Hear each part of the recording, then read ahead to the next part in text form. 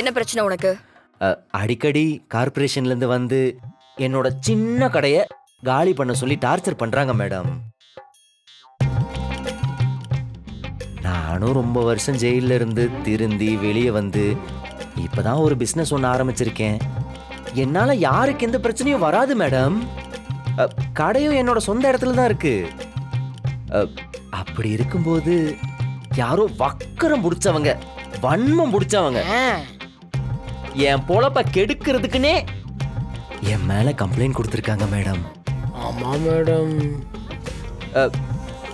என்னடா பாத்துக்கிட்டு இருக்க, சொல்லு.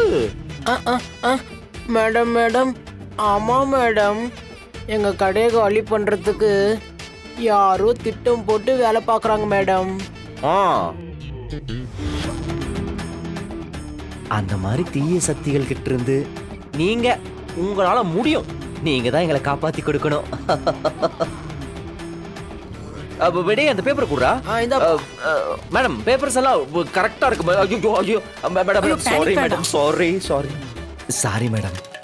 நான் ஒரு நல்ல உழைப்பாளின்னு ஒரு சிபாரிசு லெட்டர் கொடுத்துட்டீங்கன்னா ரொம்ப உதவியா இருக்கும் மேடம். உனக்கு தானே? எனக்கே சிபாரிசு தானே?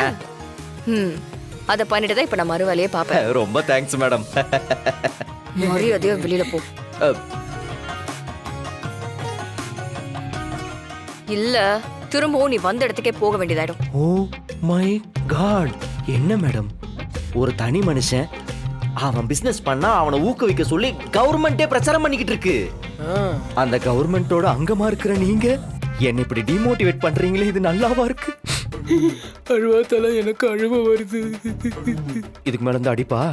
சரி, நீங்க ரொம்ப பெருந்தன்மையானவங்கன்னு நாங்க நினைச்சோம். ஏன் தப்பு தான். வர மேடம். மேடம் வர மேடம். வாடா, சோகமா போலாம்.